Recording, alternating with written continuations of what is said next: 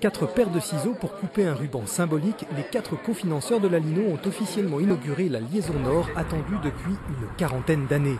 Pour cette journée historique, les élus des communes traversées et des collectivités ont effectué une visite guidée par le maître d'ouvrage, la DREAL. L'État a contribué à hauteur de 45 millions d'euros. Je dois dire que comme dernier préfet de la chaîne, puisque le préfet Pierre-Jean Moiti en 72 a d'une certaine façon été là lors des premières esquisses, eh bien c'est une grande satisfaction parce que on était quand même un peu attendu sur les délais de réalisation, sur les conditions de ces réalisations. Alors qu'on célèbre la satisfaction d'un projet achevé, l'opposition de droite réclame dès maintenant, avant sa mise en service, le doublement de la Lino.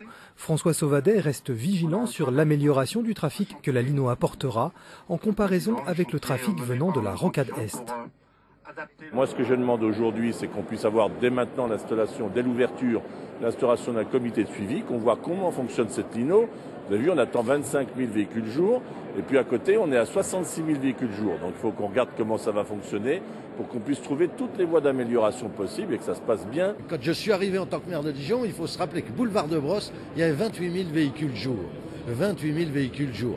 Donc quand j'entends dire aujourd'hui que ça risque d'être surchargé entre 15 000 et 25 000, ceux qui disent ça ne connaissent pas leur dossier. Donc il n'y aura plus 28 000 véhicules jour boulevard de Brosse, mais il y aura un tram qui transportera 42 000 voyageurs jour. Ça, c'est une bonne chose. Satisfaction aussi pour le président de région, cofinanceur à hauteur de 41 millions d'euros. Nous avons fait là une très belle réalisation, mais que le coût n'est pas moindre, même s'il a été maîtrisé, mais il a permis de réaliser cet outil qui va donner de l'attractivité à la capitale régionale.